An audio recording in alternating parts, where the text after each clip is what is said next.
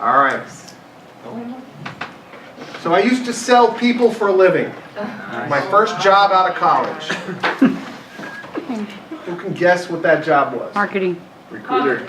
That's similar, close, huh? HR. Recruiter. HR, close. Oh man, really? What? I heard. Nobody has ever, nice job. I was a political campaign manager. And the reason I tell that story, seriously, I have never had anyone guess politics. So she gets the extra points. And the reason I tell you that is that I managed, through my 8 years in politics, some of the absolute worst speakers on the face of the planet. And it was my job to try to make them look good. And that was probably next to impossible. Ouch. The reason I tell you that is because when you start feeling nervous and anxiety-stricken, when you have to present at work, or you have to present out in public, or whatever you might be doing with your career, don't worry, because these men managed to get themselves reelected over and over and over and over again. And so you really don't have to worry if guys who are running this country can get forward in their careers without being able to speak a lick and to persuade anyone. You all are all going to do just fine. All right? Former president? No, I actually did work for a former president in 1992 in Michigan, and that was a lot of fun. I can tell you that story later. But no, these were Senate and congressional candidates, so, and state level candidates. So sad that they're there. All right. All right. So our objectives for this evening are to turn you into Martin Luther King Jr. I prefer Malcolm X. All right, whatever you like.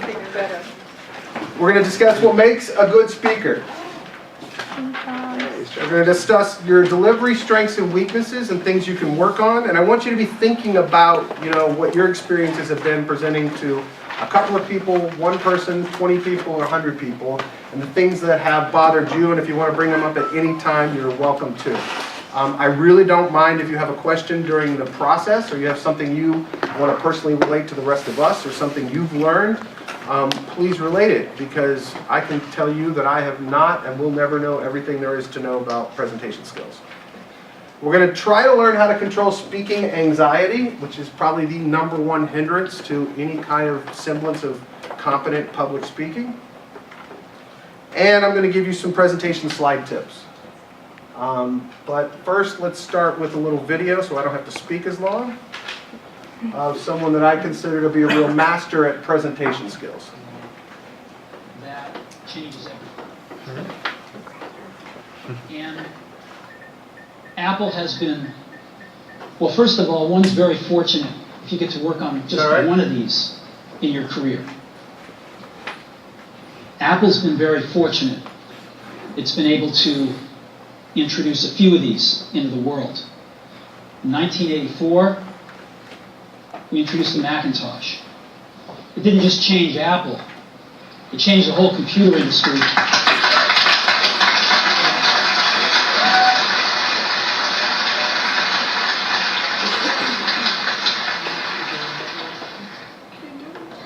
In 2001, we introduced the first iPod. And it didn't just change the way we all listen to music. It changed the entire music industry. Well, today, we're introducing 3 revolutionary products of this class. The first one is a widescreen iPod with touch controls.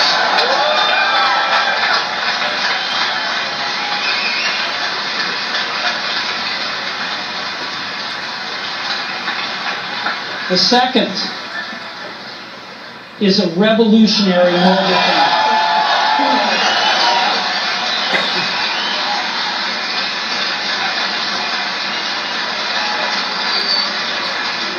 And the third is a breakthrough internet communications device. So, Three things: a widescreen iPod with touch controls, a revolutionary mobile phone, and a breakthrough internet communications device. An iPod, a phone, and an internet communicator. An iPod, a phone. Are you getting it? These are not three separate devices. This is one device. And we are calling it iPhone. Today, Apple is going to reinvent the phone. And here it is.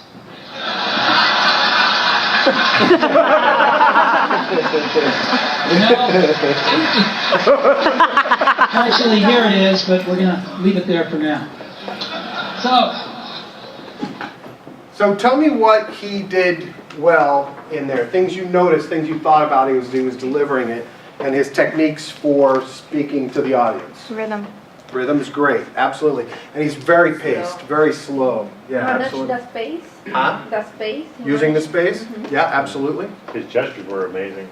How he was, emphasizing the points with his hands. Yep. Change everything, and we did this and that. Exactly. He was using humor Yeah, to grab the audience absolutely. attention. Absolutely. And keep them and make them want to know what's next, right? Anything else? Repetition? Huh? Repetition? Absolutely. Crucial, critical. Makes people think, get across the message, the entire marketing message for launching that product. Here's what I want everyone to think about over and over again. Anything else? The slides, he was perfectly in sync. Like, it's always been the most interesting part about Steve Jobs' presentations. It's the way that he doesn't even look at what's behind him, and he's That's like he from knows, like, hundreds of hours of rehearsal. I know. Every presentation he gave He's always amazing. over and over and over. Absolutely, absolutely. Another thing related to humor was self-deprecation, and we'll talk about that in a little bit. But did anybody catch that at the beginning of it? When he said, sometimes you're fortunate in life to have a revolutionary product in your life, right? And you get one of those in your gig or your job. But I've been fortunate to have three. Well, what is that really doing for him, right? It takes you off guard, makes you feel like he's a normal guy, very humble. And then at the same time saying, we kick ass. We have introduced 3 world-changing products in a row at this company, and we're about to do it again. So those are all things to think about. We'll get into more detail about that in a minute. All right? All right. So who can tell me what is a presentation? What is the purpose of a presentation? To convey a message. Communicate, message, what? To a group. To a group, okay. Anybody else? Get a point across. Get a point across. You're closest so far. Sometimes to persuade. Persuade is even closer. Convince. Convince, good, all good words. All those words equal the same thing, and I think what it sums up is every time you speak to a group of people, you're selling something. Okay? It can be an idea. It can be what you need to change because the numbers sucked last quarter. It can be a change in the way the company is going to function and operate. But if you're giving a presentation and you don't have a mission or a goal and want to sell something, then you're probably wasting your time and everybody else's. All right? And we're going to talk a little bit more about the nuts and bolts of that. But the most important thing to remember is all the way through, everything you say, everything you put on a slide, everything you talk about, what is my goal? If the end goal is to get Department A to start working with Department C, how are you going to prove to Department A all the way through this proposal that that's in their best interest and that they will do better because of it? So what is your goal? And then build on top of that all the way through your presentation.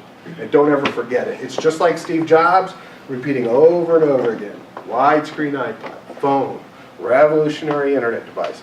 Same message over and over again, and every layer of your presentation builds on your end goal. Okay? Does that make sense? Everybody understand that? Great. All right, so that's kind of the fundamentals, and then we're going to get into effective openings and closings. In other words, how to start your presentation and how to end your presentations. So this is one of my favorite examples of an opening. you shouldn't do. So I'm really pleased to be here today to show you some of the new things we've built into the operating system for new services. And I'm really excited to see so many people here to talk about it, for me to talk to about it today.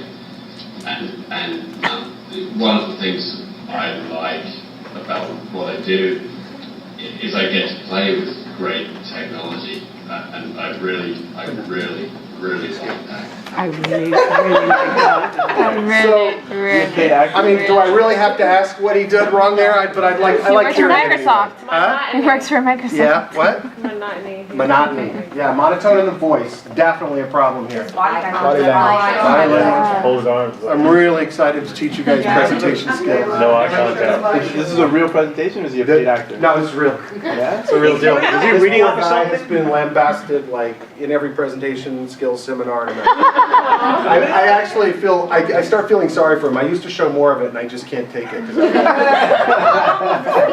Oh, it was like he ran through the operating system and all the things they're working on in development. Now, he's pitching, oh, that was one thing I forgot to say about Steve Jobs. It's really important is, something else he does really well is knows his audience, right? So he had an audience full of 99% fanboy Apple developers and 1% press, right? So what does he do? Rile up the troops, man. Get them fired up, screaming, yelling, excited. And what happens to the 1% of that press that's sitting there, right? They can't help but get excited. You know what I mean?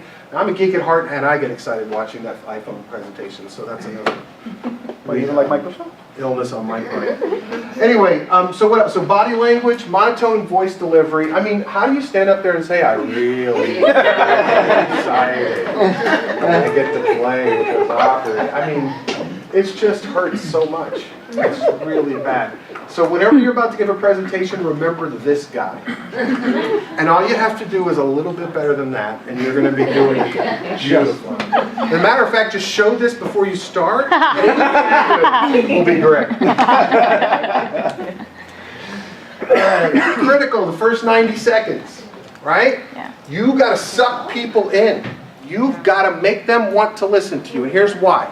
Because for the last 13 minutes, you've probably listened to me for about 2. Okay? And that's because your brains are going 100 miles per hour. You're thinking about everything you did today. You're thinking about what you're doing when you get the hell out of here tonight. You're thinking about what did he mean we have to give a presentation later. You know, our brains don't stop. Okay? And everybody that you're talking to and trying to persuade of something, it's the same thing. Their brains are going 100 miles per hour. They may look like the most attentive people in the world, but they're not listening to you. That's why you repeat things, and that's why you suck people in with stories, with all the other methodologies we're going to talk about tonight. Okay? You've got to hook people. You've got to bring them in. All right? So remember that getting them in that first 90 seconds is critical. One of the ways I like to do that is tell a story. Another way to do that is ask questions, and we'll talk about that in a minute. Okay, went backwards. I just want to see him again. Keep him awake. Keep me awake. Yeah, that works. Keep your energy levels high, right? Don't be that guy, and make sure that you're enthusiastic about what you're talking about. If you're motivated and enthusiastic about what you're talking about, nobody else is going to be. So you've got to create that some level of excitement. Now, granted, you know, talking about the numbers from last quarter and running through sales figures is not the most exciting thing in the world. But you can find things within those numbers to either scare the hell out of people or motivate people because things are going well. And those are the kinds of emotional points that you want to keep people excited about, and you need to exude excitement when you're doing it, all right? The biggest thing you're afraid of when you try to keep excited is you're going to look like an idiot, right? The bottom line is this is your presentation. Nobody knows what to expect from you. Nobody knows what your goal is to get out of them. You're in the driver's seat. You're in command. Make them feel like you're in charge. And that's going to erase a lot of your anxiety, and it's going to make people actually listen to you more. Set the objectives and goals. Did I do that at the beginning? Mm-hmm. Right? All right. Set the objectives and goals. Let people know where you're headed. Let them know what you want to try to accomplish. okay? Don't go through every slide and every detail in your objectives and goals, just the high points. Manage first impressions. Now, you can manage first impressions and be over the top and crazy, or you can manage first impressions and really kind of catch people with something that you want to impress upon them, that you want to repeat throughout the presentation. You also, we'll talk a little bit this in a minute, but you also want to manage first impressions in your appearance. Now, scaring you all as you came in the door about having to speak probably wasn't the best way to manage first impressions, but just kind of want to have fun, and you guys have to listen to me anyway. Strong openings, we talked about that. Stories, I love stories. People love stories. If you tell somebody a story, they will listen to you even if they've already heard the story before. Tell them a story. Anything you're talking about, you can find a story. We have the internet. You can find a story about anything. And we'll talk about it in a little bit. You can use anecdotes. You can use anything that could be related to what you're talking about to suck people into it. Okay? Anyone that says, hello, my name is, at the beginning of their presentation tonight, will be asked to leave the room immediately. Okay? It's just, you can say your name later. Establish yourself, establish the story, hook me in, because I don't care who you are. Really. People don't care who you are. People care about what's in this for them, and are they wasting their time for the next hour of their life listening to you. I don't care what your name is. Maybe later I'll care what your name is if you motivate me and excite me, but I care about why I'm here and is this worth my time, okay? Body language. If you've ever been in a presentation skills class or any kind of public speaking class, they tell you, okay, no hands in the pockets, don't overemphasize the hands, don't do the politician thing. Whatever it is, they worry about this constantly. I am probably the worst golfer in the world. The reason I blame on being the worst golfer in the world is that when I first tried to play golf in my 20s, I had 5 buddies all teach me how to play this game. And all of them had a different methodology of something I had to focus on, right? And so all the way through trying to play golf, I'm trying to think through the 500 things that these guys told me were the most important thing instead of just hitting the damn ball. Right? So I never wanted to go back to golf because I turned this experience into this frustrating mental insanity, and I never liked the game. Same thing with body language. If you spend your time presenting to people worried about what your hands are doing, what your legs are doing, and are you pacing too much, and you're not focusing on the message and what you're trying to get across, then you're going to look like an idiot, you're going to have a lot of anxiety, and nobody's going to pay attention to you. Forget about trying to focus on body language. If you want to get more polished and more professional later on, that's fine. Right now, just focus on the message and the topic and the goal and what you want people to do, and I promise you the body language will come more naturally. Focus on making it conversational. Don't worry about this right now. And strike a conversational tone, right? Try to think of and help yourself relax by thinking about this as a conversation with your friends. Now, everyone in the room may want to cut your head off and be your enemy and want your job or not want you to succeed. But if you try to treat this as an opportunity to have a conversation about something you care about or you think is important to the company or you think will make a difference, and you make it about them and what their needs are, then, and you treat it like you're talking to your best friend, people are going to be more likely to listen to what you have to say. Okay? I'm going at a fast pace here. Is everybody all right? Okay. Types of openings. So, anybody know who Tom Hopkins is? He's a big sales business guru. And I like this quote a lot. The sale is a transfer of enthusiasm. So if every presentation is a sale, then every presentation is a transfer of enthusiasm. Your mission is to get people excited about what you want to accomplish. Okay? And this is probably one of the most enthusiastic openings to a presentation you will ever see. So let's start.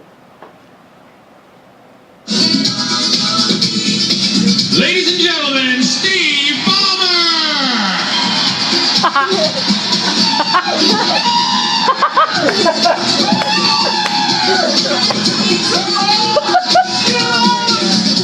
I can't.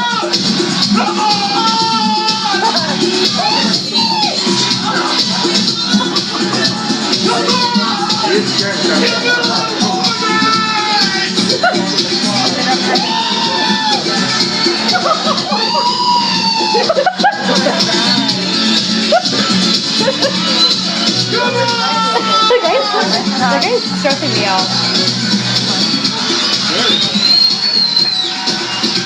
Who said so?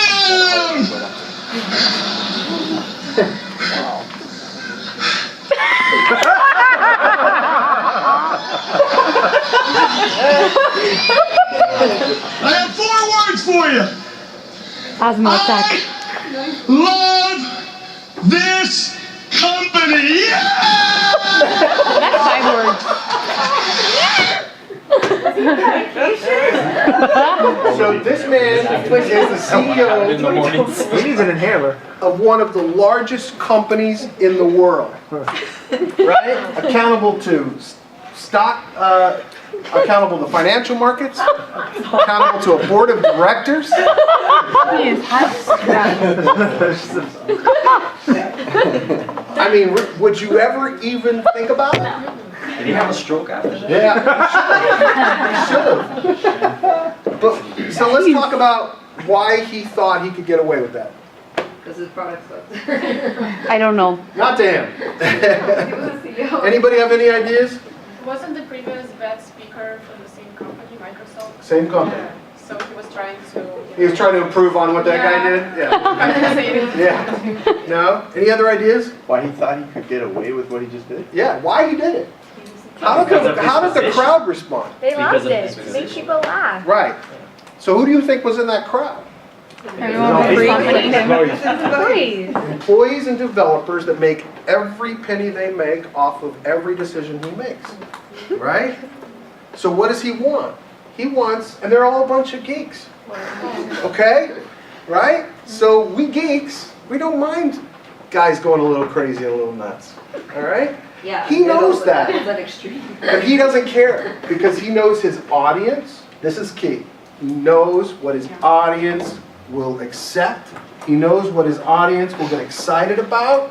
And he knows that his company is in free fall, and he damn well better excite his developers and make them believe that he's gung-ho enthusiastic about what's happening with this company. Right? So he can go over the top. Right? And when you look at their financials until the last year, he can get away with it. Right? The stock market knows. Developers are the bread and butter of their company, permeating every company in America by developing custom systems using their products means he's locked in. So the more he excites developers, the more money he makes. The moral of the story is know your audience, right?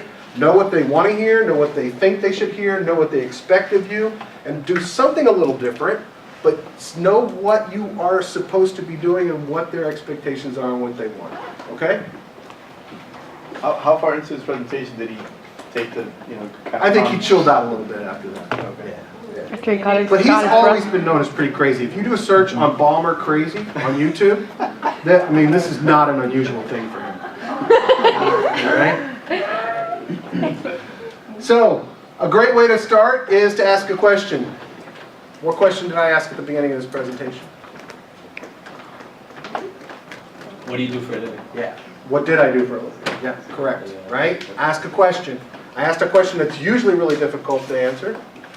And what happens is it goes around, I have everybody throwing out ideas, and now what? What's happening? Interaction. Brought everybody in. Everybody's participating, right? Now you're part of my presentation, at least for that moment. I've got you listening and I'm listening to you, okay? Kissing frogs, right? There's always a fairy tale you can relate to a situation in business. All right, make it funny, make it humorous, bring it in and tie it together, make fun of somebody that's not in the room. There's always an opportunity for tying something familiar in people's heads into the point you want to get across. I mean, that's the whole idea, right? The moral of fairy tales was to teach you a lesson for something that was a story that you would remember as a child so you could apply it in your life. The idea in the reverse here is, tell a story that you can relate to, whether it's a fairy tale or any other story. Tell a story that people can relate to make your point and emphasize what you're going to talk about to suck them into what you're going to talk about. Okay? Make sense? Okay. Visual, right? Videos, photos. You've got the ability to do that now. All right? You have multimedia in almost every company in the world, nonprofit, everywhere else. If you don't, you can bring a cheap projector and a set of speakers and do it yourself. So take advantage of that and use visual things to capture people's attention. Okay? Current event, you know, third quarter's numbers were like, you know, Hurricane Joe coming up the coast. I mean, you can use any kind of thing. Mitt Romney's slide in the last month of the campaign. Whatever you want to use, you can tie into a current event and people have it in their heads. Miley Cyrus. Whatever you want. God, no. All right? You can bring it in and tie it in because people already have an idea. So that starts the thought processes going, but their thought processes are going where you want them to go. Right?